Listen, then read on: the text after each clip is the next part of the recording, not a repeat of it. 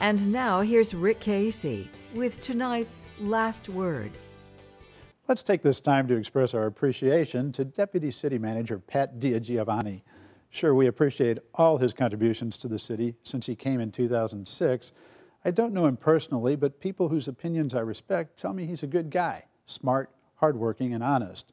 But I'm especially grateful for the service DiGiovanni provided in the way he handled the controversy surrounding his departure, a controversy stirred by excellent reporting at the Express News. DiGiovanni will be leaving City Hall at the end of the year to head up an organization called Central Partnership San Antonio. It's a new nonprofit that, according to its website, quote, will focus on guiding and leading development in the center city.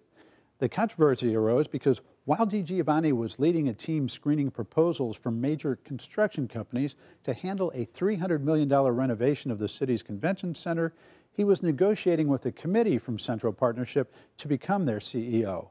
And on that committee was David Zachary, who heads Zachary Corporation. DiGiovanni agreed to an employment contract with Central on August 16th. The next day, he and the staff committee heard final presentations from construction companies vying for the massive convention center job. DiGiovanni and his colleagues chose to recommend the Zachary Corporation in partnership with a large Phoenix firm. City Manager Cheryl Scully has made the point that DiGiovanni's rating of the Zachary proposal was a little bit below the committee average. He apparently did not work to sway his committee to recommend Zachary's bid.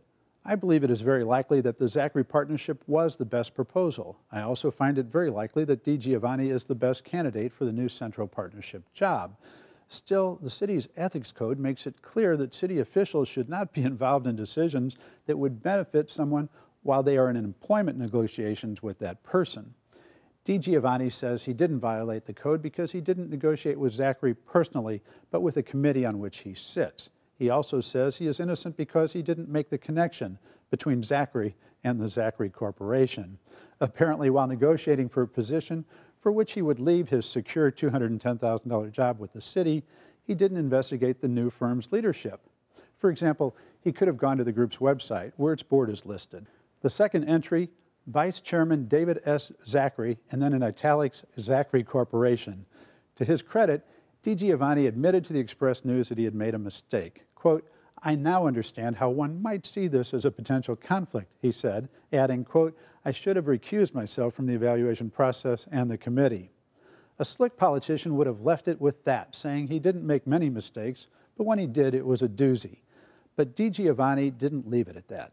He asked the city's Ethics Review Board to investigate, and he filed a long, lawyer-written letter proclaiming his innocence. This action is what I especially want to thank DiGiovanni for.